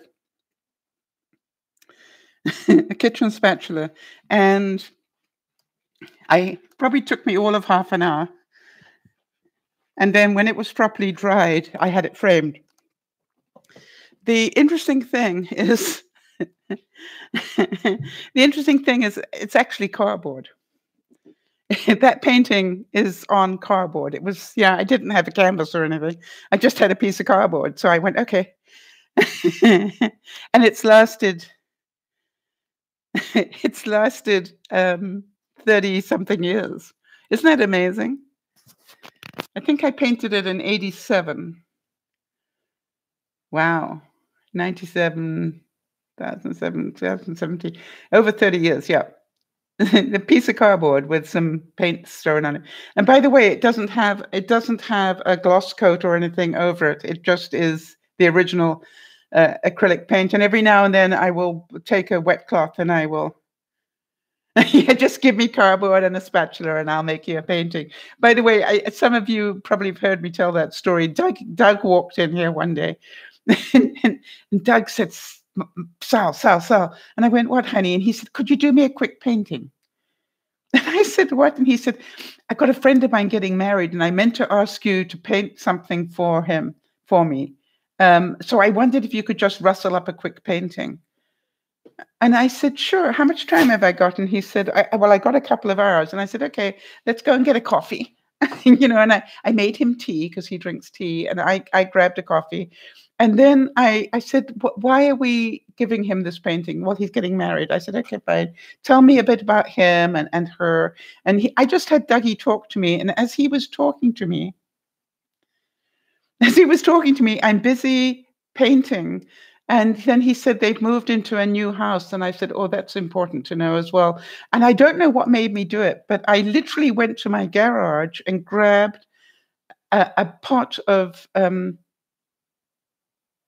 spackle. I think that's what they call it, right? It's sort of got, yeah. Anyway, so all around the edge of this painting, I had this spackle going on, and then I had this flower in the middle of it, and literally, and we were chit-chatting away, and then eventually I went, I think that's enough. And then he just looked at it and he went, I can't believe you just did that while I was talking to you. And I said, well, they don't know that I'm not an artist, right? Let them think I am, it was just, and that was the funny thing that my realtor said. She said, Sal, you've got to be the only artist I know that really doesn't know that they're an artist. You just think you play with paint. And I said, well, I've never really trained to do this. I just have stuff and I let God guide me as to what I do with the stuff. So to me, it's like, I certainly never planned to create that painting. And for those of you who don't know, I did that with layers of paint, but I think it's about 4 different layers of paint. And yes, Jody, it's the stuff that fills holes in walls. It was all around the outside. It made great depth to the picture. But, I literally did that. And I remember putting all the paint on that's done on melamine. And I thought, I wonder what happens if I blow it with my hairdryer. People, that's what happened when I blew the paint with my hairdryer. Yes, Nyasha, and so we all need to know that. By the way, the reason I like these 2 little ones behind me are because they were some of the. Remember, Jody, I worked so hard to get those cells to work, and they were some of the first ones where it worked, and I went, "Oh, that looks so cute." I was so happy, And then my big problem is I'm still trying to remember what I did to create that one, because the cells on that one are just mind-blowing, and that is got so much texture to it. But one of the things that was so exciting for me and made me very enthusiastic was I realized for the first time in my life that every single picture in my house is one that I've done. And it was like, I did it. And part of me is going, I can't go to a small place. I won't have places to hang my paintings. And I'm going to hang more because I'm going to do a lot more. I'm very enthusiastic about that. So I'm hoping that you've felt the energy a little bit tonight.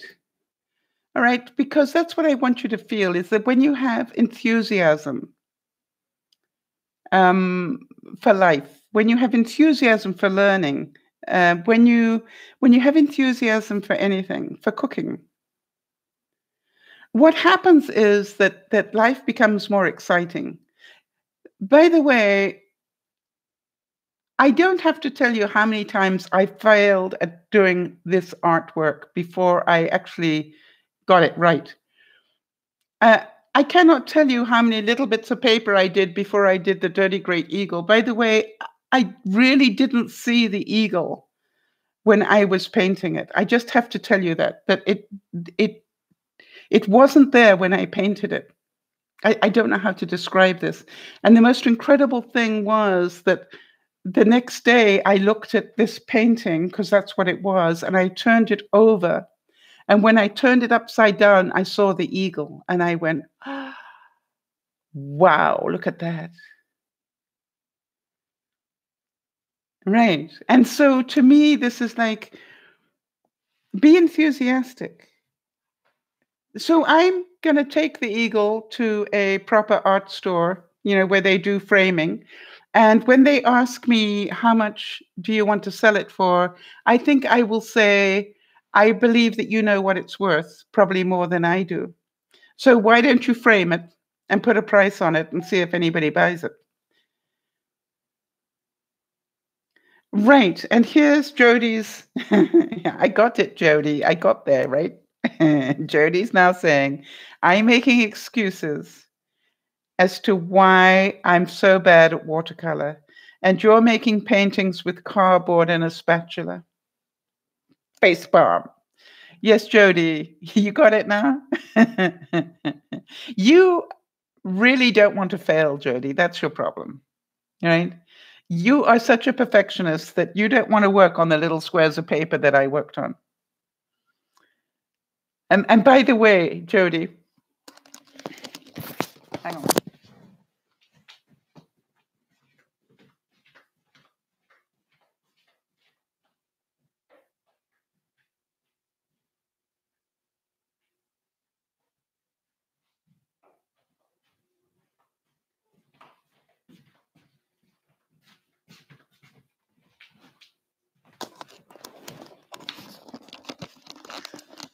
Okay, so and it was so funny because my realtor's husband said to me, "Have you done any more?" And I literally pulled out this container and I said, "Oh, by the way, this is one of some." Jody, I want you to see, Jody, because it's important. Jody, I'm taking out one bag, which is one color scheme.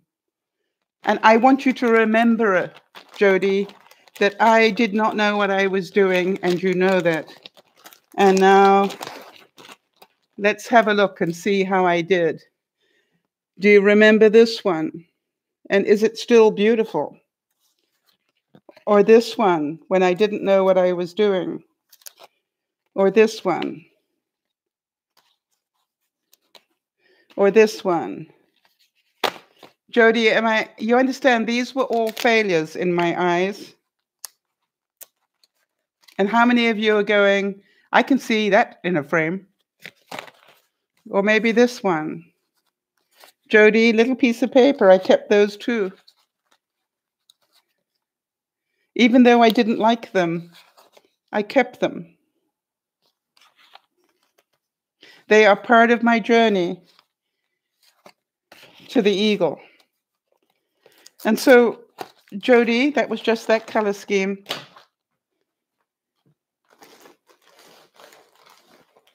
And I'm really not very good.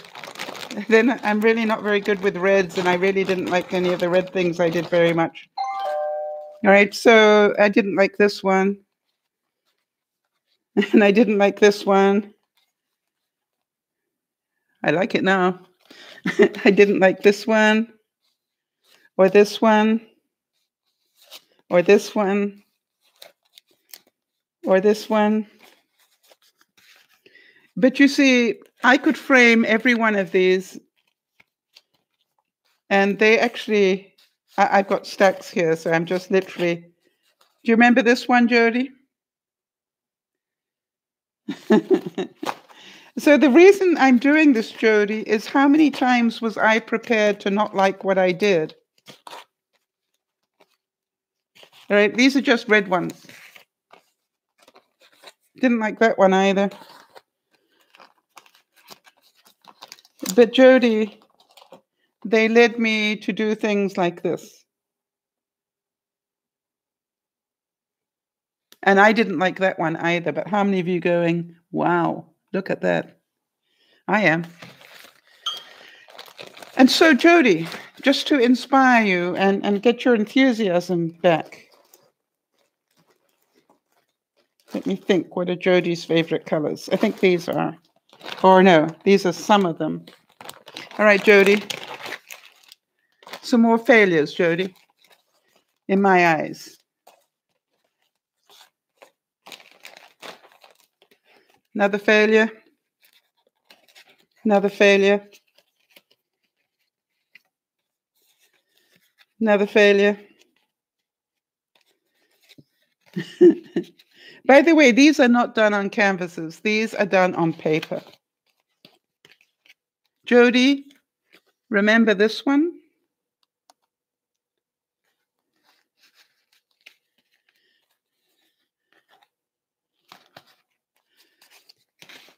Jody, remember this one?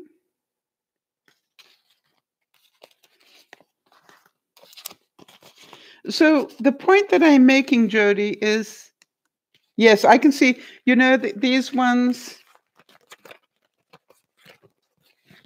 like this, I also see birch trees.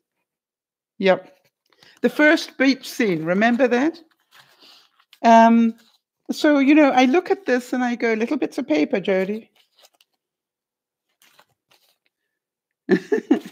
How much money did I spend on paint, Jody? By the way, this one, I thought I'd play with the spatula and see what happened. And at the time, I thought, that's a big mess. Can any of you see a landscape there with mountains in the background?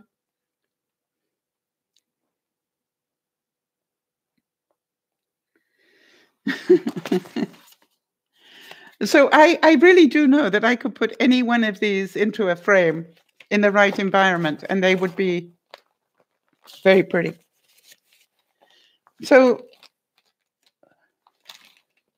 Jody, my question is, what if I said, I really don't like doing this. I'm not very good at it, and I think I'm going to quit. Would I have done this one? Or this one? Or this one?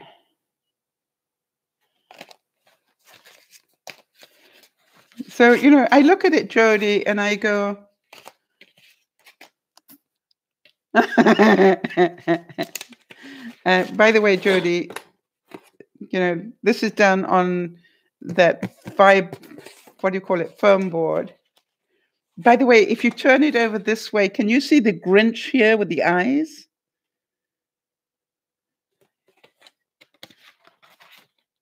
I didn't like this at the time. How many of you can see that one in a frame?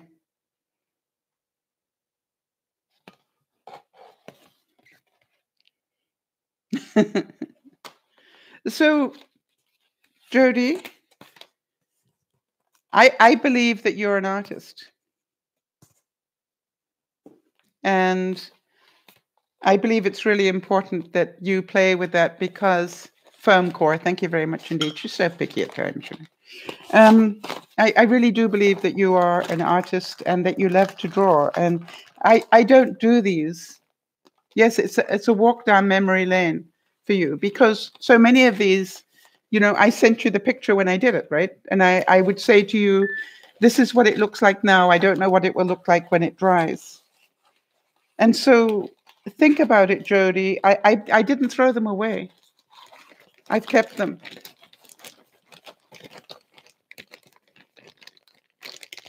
And the other thing I do now, Jody, is when I want to send a card to somebody, the wrong color scheme there. When I want to send a card to somebody, I will go through my paintings and I will find one that I think matches the personality of the person, and I will turn it into a card.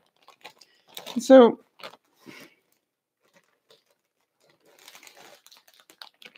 Judy, here are the smaller bits of paper. Remember that I did so many like this. Okay. Just done on regular copy paper. These were not done, but I really wanted to learn, Jody. I was prepared to fail this many times. Oh, look at that for mud. So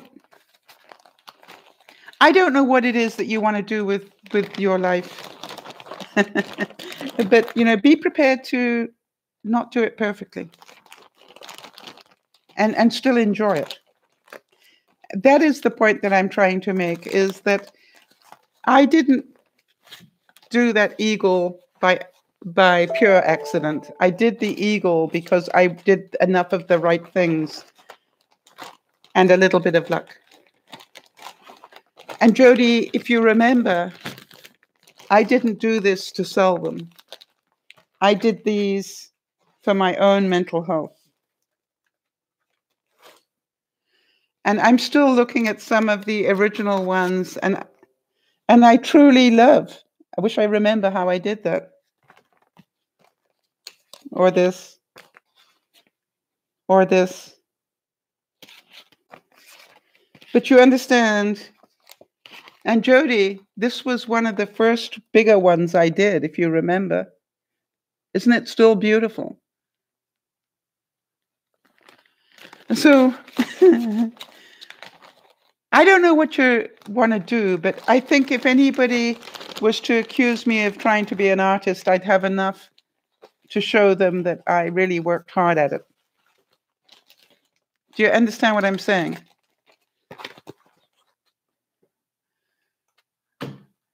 I don't wish I were an artist.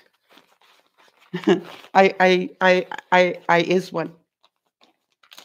The same thing as when people say, I've always wanted to be a writer, and I will ask them, how many things have you written? Well, I haven't written anything yet. Well, you know, then you're not a writer. You see, if you're a writer, you will be writing all the time. So, enjoy your life. None of us know if we have another year left in our life. So what is it you'd like to do this year? And for those of you who are with me on this journey, remember, I wanted to paint cells because I thought they told me that they thought I might have cancer. And I wanted healthy cells. And that's why I started doing this painting like this. So that's a nice trip down. Yeah, and by the way, Jody, that's not the only tote, right? You do know that. You know, there's another tote in the garage. And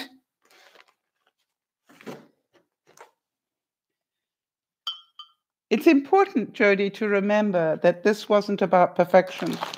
This was all about experiments. Remember, I used to say that to you. I'm off to do another experiment. And you know, I keep saying to you, I wish I remember how I did that. But let me tell you something that you need to know. I kept meticulous notes on so many of these bits. I numbered them, and then I'd write down what I did. You know, on this one, I used a hairdryer. On this one, I used WD-40. On this one, I used olive oil or whatever. Do you understand? I took really incredible notes on my artwork. The funny thing is that the ones I really like, when I look at the back of them, and I'd actually write it on the back, you know, I'd have a piece of masking tape on the back to tell me how I did it. When I look at the ones that I really love, like the eagle or these, none of them had a note on the back as to how I did them. You see, they weren't mine. I think of them as they were God work. You know, it was like, I really don't want to know how I did it. I just know I did. And I like it. And I also found out, in case any of you are artists, that if you, oh, look what I just found, the eraser.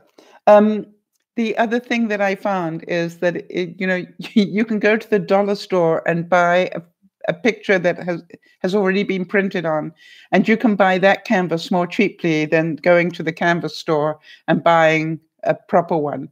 You know, so I know I can buy a beautiful canvas like these. You know, these are quite deep canvases. All right, they're probably 2 inches deep. I can buy those at the dollar store for $4 with a print on it. You know, I just take it home and I paint over the top of the print. And I've got a $4 canvas. You know, you can't buy it new for $4, people. You know, it's just like, why would I buy a new one? I can go to the dollar store and buy a $4 one. Stealth. So get a bit of enthusiasm going. Jody, get back to your soul and do a bit more painting. I don't know what it is, Nyasha. What is it you'd like to play with this year? You know, what would you like to learn that would make you happy? And, you know, take the time to learn a new skill or perfect the one you already have. This is DearMamaSal saying, I think enthusiasm is contagious. I think somebody's smile is contagious. I know that you guys don't need me to be rah, rah, rah every week. It's okay if some weeks I'm not like that. You see, I know that I just need to be who I am with my up days and my down days and my not so good days and with, you know, my allergies and whatever else, and that you guys will appreciate that.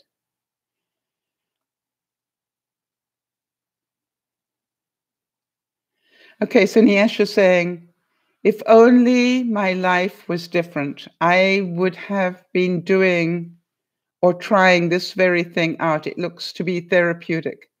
And I think I need this very thing to grow. Well, if you think you need it to grow, then you might want to start doing it. By the way, I went down to visit the girls and I did work with the girls and I just used kids paint and they came out incredibly well. You don't have to buy acrylic paints, right? Good night, Isabel. I hope this has been of some benefit to you. All right, everybody. So do what it is you want to do, knowing that if you do it with enthusiasm, you may end up surprising yourself. And we can all say we don't have enough time, we don't have enough money. I assure you that most of the pictures you have seen, I did with dollar store paint on copy paper from my copy machine. I did not go out and buy canvases because I couldn't afford them. I just wanted to paint. And a lot of the paints came from the dollar store to start with. By the way, I now buy them in gallons, you know. So it makes me laugh. I used to buy my paint in these little containers about this big. You know, and now I just like my whites and black and everything. I buy in gallon jugs now because I know I'm going to be using a lot of them. All right, everybody. So enjoy your life. You don't know how long it's going to be. And I enthusiastically encourage you to make yourself happy because that is what life is about. It is not about how successful, how much money you can make or whatever. Yes, Jody, I literally have gotten, I go and buy paint that's on discount now. You know what I mean, Jody? Now, I will go to the Home Depot stores and stuff like that and look for paint that people have returned. And I go, oh, I like that color. Yeah, I'll take that. It's way cheaper than buying it at the dollar store. You know, it's like, okay, that's a good color. I like that. Somebody didn't like that color. Well, I love it. Yeah. Oh, look at that. They got a gallon of black. You know, it's obviously got a bit grungy at the bottom. Well, I know how to filter my paint. And, you know, it's just like I can make a plan with it. I got a beautiful can of incredible black that is actually Disney paint. You know, and it's like it was a gallon discounted to like $10 or something for a gallon of Disney black paint. And you know what I found was some of it had congealed at the bottom. Ask me if I can. That's what sieves are for goodness sake. You know, so whenever I mix up that paint, I just know I need to sieve it first and use, you know, it's like stealth. This is Dear Mama Sal going bye-bye for now, everybody. Have fun.